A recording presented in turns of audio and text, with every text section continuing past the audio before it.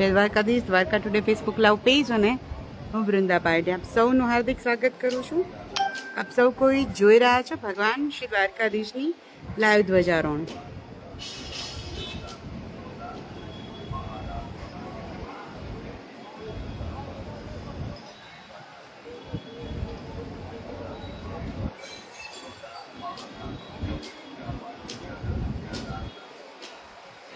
સૌથી પહેલી કોમેન્ટ રક્ષનિક પટેલ, જય દ્વારકાધીશ. ઇન્દ્રજીતસિંહ સોલંકી, જય દ્વારકાધીશ. દિનેશ રતિયા, જય દ્વારકાધીશ. કાનાણી ઉદય ચૌધરી, નસીબ જોશી, ચિરાગ પંજાબી, જય દ્વારકાધીશ. આપ સૌ કોઈનું સ્વાગત છે. આપ સૌ કોઈનો દિવસ શુભ હોય, મંગલમય હોય એ માટે થઈને રોજે આપણે ભગવાન શ્રી દ્વારકાધીશની લાઈવ ધ્વજારોહણ લઈને આવીએ છીએ, અને જેથી લોકો દ્વારકા અને દ્વારકાધીશની કૃપા પ્રસાદ પામી શકે અને પરોક્ષ રીતે દ્વારકા પહોંચી શકે એ માટે થઈને આપણે રોજે એક લાઈવ ધ્વજારોહણ કરીએ છીએ. જે લોકો પણ મારી સાથે જોડાઈ રહ્યા છે, વિડીયોને વધુમાં વધુ શેર કરજો ફેમિલી ગ્રુપની અંદર આપના હિતેચ્છુ લોકો સાથે, જેથી તે લોકો પણ ભગવાન શ્રી દ્વારકાધીશની લાઈવ ધ્વજારોહણના દર્શન કરી શકે. ચેતનભાઈ ઝાલા, કિંજલ પટેલ, અનિલ સોલંકી, હરેશ પ્રીતમ, જય દ્વારકાધીશ. તો શરૂઆત કરીએ ભગવાન શ્રી દ્વારકાધીશના દિવ્ય નામો અને દિવ્ય ગુણગાણો સાથે, કે જેમાં મેં કાલે આ શબ્દ જે છે 107મા શ્લોકમાં મેં મૂકી દીધો હતો, અને એ નામ ભગવાનનું બહુ જ સુંદર નામ હતું. એ નામ હતું રથાંગ પાણી અક્ષભ્યો. આ બે નામ છે, અલગ અલગ બે શબ્દ છે, જેમાં પેલું નામ છે રથાંગ પાણી. રથાંગ પાણીનો અર્થ થાય છે કે રથના ચક્રને ધારણ કરનાર શ્રી કૃષ્ણ. આપણે એમ થાય કે રથનું ચક્ર, રથનું પૈણું ભગવાને કેમ ધારણ કર્યું, તો એક આખી જ સુંદર એવું વ્યાખ્યાન આની પાછળ છે, એક આખું ચિત્ર છે. તમે ક્યારેય આ ચિત્ર વિશે ઘણી વખત ગૂગલની અંદર કે કોઈ બીજી જગ્યાએ એવું જોયું હશે કે ભગવાન શ્રી કૃષ્ણ છે એકદમ ક્રોધમાં આવી અને રથનું પૈણું જે છે એ ઊંચકીને ઊભા છે, અને એની સામે ભીષ્મ પિતામહ છે. આવું દ્રશ્ય જે છે એ ઘણી વખત ઘણી જગ્યાએ તમને જોવા મળ્યું હશે. તો એ દ્રશ્ય પાછળ એવું છે કે જ્યારે મહાભારતનું યુદ્ધ શરૂ નહોતું થયું એ પહેલાં જ ભગવાન જે છે એ પ્રતિજ્ઞા લે છે કે હું હવેથી શસ્ત્ર નહીં ઉપાડું, કારણ કે હું જ્યારે જન્મ્યો અને માત્ર 6 દિવસ નહોતો ત્યારથી જ મેં મારકૂટ ચાલુ કરી છે, મેં શસ્ત્રો ઉપાડ્યા છે. તો હવે મારી જિંદગીની અંદર હવે હું ક્યારેય શસ્ત્ર નહીં ઉપાડું, હવે હું નિશસ્ત્ર રહીશ, એવું એમણે જે છે પ્રતિજ્ઞા લીધી હતી. એટલે એમણે જ્યારે દુર્યોધન અર્જુન બંને એની સામે આવ્યા ત્યારે બંનેને ભગવાને જે ચોખવટ કરેલી કે જો એક બાજુ હું નિશસ્ત્ર છું અને એક બાજુ જે છે એ મારી અક્ષયત્રોની જે આખી હજારોની જે નારાયણી સેના છે, આ બેમાંથી એક જે છે તમારે પસંદ કરવાની રહેશે. હું તો નહીં લડું, હું તો નિશસ્ત્ર જ રહીશ, તમે મને જો પસંદ કરશો તો. અને આ બાજુ મારી નારાયણી સેના છે. સૌથી પહેલો ચાન્સ દુર્યોધનને લાગે છે, દુર્યોધન નારાયણી સેના માગે છે, અને અર્જુન જે છે એ નિશસ્ત્ર કૃષ્ણને માગે છે. એટલે ભગવાન જે છે એના સારથી બને છે કે મારે શસ્ત્ર તો ઉપાડવાના નથી, પણ હું સારથી બનીને માર્ગદર્શન કરીશ. પણ જ્યારે ભીષ્મ પિતામહ છે કે જે દુર્યોધનની સાઈડ હતા અને ખૂબ જ યુદ્ધ જે છે આકરું બને છે. ભીષ્મ પિતામહ આપણે સૌ કોઈ જાણીએ છીએ સૌથી મોટા હતા, 158થી પણ ઉપરની ઉંમરના હતા, છતાં પણ જોરદાર જે છે એ પાંડવોને હંફાવે છે. એ કૌરવોની સાઈડ હતા, અને ત્યારે ભગવાનને જે છે કે ક્રોધ આવે છે એકદમ, કે ભીષ્મ પિતામહ જો આમ નામ લડતા રહેશે તો અધર્મનો જીત થઈ જશે, ધર્મ જે છે એ પરાજય થઈ જશે, સત્યનો જે છે નાશ થઈ જશે. એટલા માટે ભગવાન ખૂબ જ ખીજાઈ જાય છે, ક્રોધમાં આવી જાય છે, અને ક્રોધમાં કંઈ જ ન મળતા એ રથનું પૈણું જે છે એ ઉપાડી લે છે, અને ભીષ્મ પિતામહ સામે રથનું પૈણું જે છે એ ઊંચકીને એમને બરાબર ઘા કરવા માટે થઈને ઊભા રહી જાય છે. અને ત્યારે જે છે કે ભીષ્મ પિતામહ સમજી જાય છે કે હવે આ યુદ્ધની અંદર મારે અટકવું પડશે, હવે મારે જે છે એ સમજવું પડશે, કારણ કે ભીષ્મ પિતામહને ઈચ્છિત મૃત્યુ વરદાન હતું. એને કોઈ મારી શકે નહીં, એને કોઈ હરાવી શકે નહીં. એ ધારત તો 18 દિવસથી પણ ઉપર જે મહાભારતનું યુદ્ધ ચાલ્યું હતું એને માત્ર અમુક કલાકોની અંદર પૂરો કરી નાખત, એટલી ભીષ્મ પિતામહની અંદર તાકાત હતી. કારણ કે કૌરવોની સાઈડ મહાધુરંધરો હતા, પાંડવોની સાઈડ 5 પાંડવો અને માત્ર શ્રી કૃષ્ણ હતા. છતાં પણ આપણે જાણીએ છીએ કે જ્યાં શ્રી કૃષ્ણ અર્જુન છે, જ્યાં નીતિ છે, જ્યાં ધર્મ છે, એનો જ અંતે જય થાય છે. એટલે જે આખું એ દ્રશ્ય છે કે જ્યાં ભગવાન જે છે કે રથનું પૈણું જે ઉચકીને ક્રોધ કરે છે ભીષ્મ પિતામહ ઉપર, અને ત્યારે ભીષ્મ પિતામહ હાથ જોડી અને ઊભા રહી જાય છે, અને એકદમથી બધા બાણ જે છે એ બધા સોસરવા ભીષ્મ પિતામહની શરીરમાંથી નીકળી જાય છે.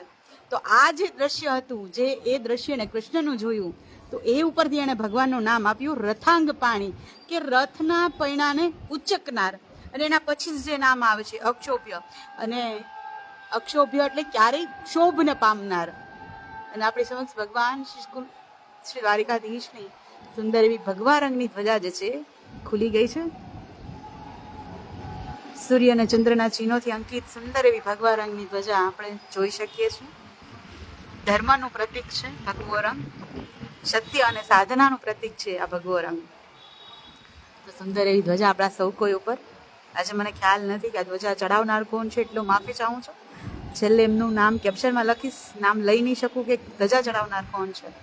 તો હું વાત કરી રહી હતી કે જે રથાંગ પાણી નામ આવે છે ને એના તરત જ પછી આવશે અક્ષોભ્યનમ, એટલે કે જેને કોઈ જાતનો ક્ષોભ નથી. આટલા ભર યુદ્ધની વચ્ચે જેને પ્રતિજ્ઞા લીધી હતી કે હું કોઈ શસ્ત્ર નહીં ઉપાડું, છતાં એ રથનું પૈણું જે છે એ ઉચકી લે છે.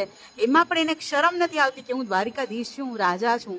પોતાના ભક્ત માટે, અર્જુનને જીતાડવા માટે, ધર્મને જીતાડવા માટે, નીતિમત્તાને જીતાડવા માટે થઈને ભગવાન એની પ્રતિજ્ઞા તોડવા માટે પણ તૈયાર થઈ જાય છે. એટલા માટે એને કોઈ જાતની શરમ અને સંકોચ નથી રહેતી. આ બંને દ્રશ્યો ઉપરથી ભગવાનનું નામ વિશ્વપિતામાં સ્તુતિમાં છેલ્લે લે છે રથાંગ પાણી અક્ષોભ્ય, એટલે જે રથના પૈણાને ઉચકીને ક્રોધ કરે છે, જે દ્રશ્ય વિશ્વપિતામાં જોયું. અને આ બધું જોતા જોતા દુર્યોધન એને પ્રશ્ન કરે છે કે એની સામે તો શિખંડી હતી, શિખંડીને જે વરદાન હતું, ભીષ્મપિતામહ જે છે એ મૃત્યુ સ્વીકારે છે શિખંડીના હાથે.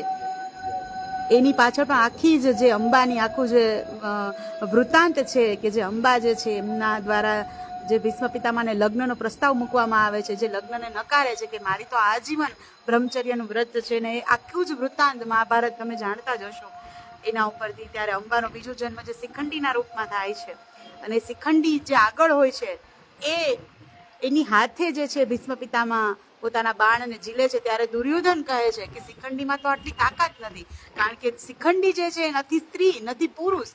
તો આવું વ્યક્તિત્વ જે છે એ યુદ્ધની અંદર તમને કઈ રીતે મારી શકે? તમે તો ધુરંધર છો, મહારથી છો. ત્યારે હસતા હસતા કહે છે કે હવે મારા ઈષ્ટની આજ્ઞા થઈ ગઈ છે ને હવે મારે જે છે શસ્ત્ર મૂકી દેવાના છે. એટલા માટે જે શિખંડીની પાછળ અર્જુન હતા, એ અર્જુનના બાણ જે છે એ ભીષ્મપિતામહ ઝીલે છે અને બાણ સૈયા ઉપર સૂએ છે. તો આખું જે વૃત્તાંત બહુ સુંદર એવું હતું. એટલે મેં કાલે આ સ્કીપ કર્યું હતું ને થયું કે આજે આ શાંતિથી હું, કારણ કે કાલે ધ્વજા ખુલી ગઈ હતી એટલે આપણે વાત અધૂરી રહી ગઈ હતી, અને મને હતું કે આમાં ખાસો એવો સમય જોશે. તો આપણે આજે આ કાલે જે બે નામ રહી ગયા હતા એ નામને આજે આપણે સુંદર રીતે, કારણ કે આખું આ વૃત્તાંત બહુ જ સુંદર એવું છે કે ભીષ્મપિતામહ જે છેલ્લી ઘડીએ કૃષ્ણને જે ક્રોધાવશ જોઈ છે એના ઉપરથી એ નામ આપે છે રથાંગ પાણી રક્ષભ્ય. એટલે જે રથનું પણ પૈણું ઉપાડી લે, ધારણ કરી લે, અને ઉપાડતા પાછા શરમ પણ ના કરે, ક્ષોભ પણ ના કરે, એવા ભગવાન શ્રી કૃષ્ણને વંદન. તો ભગવાન શ્રી દ્વારિકાધીશની દિવ્ય ધ્વજારોહણ સાથે ઉષદ આપ ભી, જય દ્વારકાધીશ. આર કે ઝાપડિયા, જય દ્વારકાધીશ. લાલજી મીર, રમેશ પરમાર, ગીતા આઈસ્ક્રીમ વાલા, જય દ્વારકાધીશ. આર કે ઝાપડિયા, કેશુભા સુમાણિયા, જય દ્વારકાધીશ.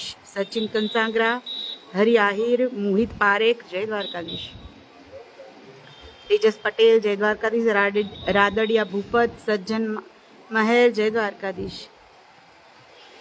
સજ્જનભાઈ કોમેન્ટ કરી રહ્યા છે કે હવે વરસાદ વરસાવો. જી બિલકુલ, વરસાદની સિઝન આવી ગઈ છે અને જરૂરથી ભગવાનના અમી છાંટડા છે જે પડશે, અને ભગવાનની મહેર. અહીંયા તો છે જ, વાતાવરણ તો વરસાદી જ છે, પણ હાલ વરસાદ તો નથી. તેજસ પટેલ, જય દ્વારકાધીશ. ચિરાગ ચાવડા, જય દ્વારકાધીશ. આવતીકાલે ફરીથી મળીશ ભગવાન શ્રી દ્વારિકાધીશની લાઈવ ધ્વજારોહણ સાથે, ભગવાન શ્રી દ્વારિકાધીશના દિવ્ય નામો સાથે. દ્વારકાથી આવીશ માહિતીઓ માટે થઈને. ઈના મશરૂ, જય દ્વારકાધીશ. રાજલ રાજપૂત, ચેતન સોની, મહિન્દર રાવલ, ધીરજસિંહ, જય દ્વારકાધીશ. બલવતસિંહ જાડેજા, વિશાલ સાખિયા, હિતેશ વાઘેલા, રામભાઈ રબારી, જય દ્વારકાધીશ. પરમાર વર્ષા રોજે આપણી સાથે જોડાય છે, જય દ્વારકાધીશ. સીતાબેન સુમાનિયા, જય દ્વારકાધીશ. અસ્મિતા જોશી, જય દ્વારકાધીશ. ભરત ઓઝા જામનગરથી આપણી સાથે જોડાયેલા હતા. ઉમેશ કોટિયા, મનીષ સિત્પરા, CN બારાય, જય દ્વારકાધીશ. પરેશ પટેલ, જય દ્વારકાધીશ. તો આવતીકાલે ફરીથી મળીશ ભગવાન શ્રી દ્વારકાધીશના દિવ્ય નામો સાથે, ભગવાન શ્રી દ્વારકાધીશની દિવ્ય ધ્વજારોહણ સાથે. આપ સૌ કોઈનો દિવસ શુભ હોય, મંગલમય હોય. દ્વારકાથી આવી જ માહિતીઓ માટે તેને like, comment and share. Dwarka today Vrinda પાડ્યા સૌને જય જય જય જય દ્વારકાધીશ.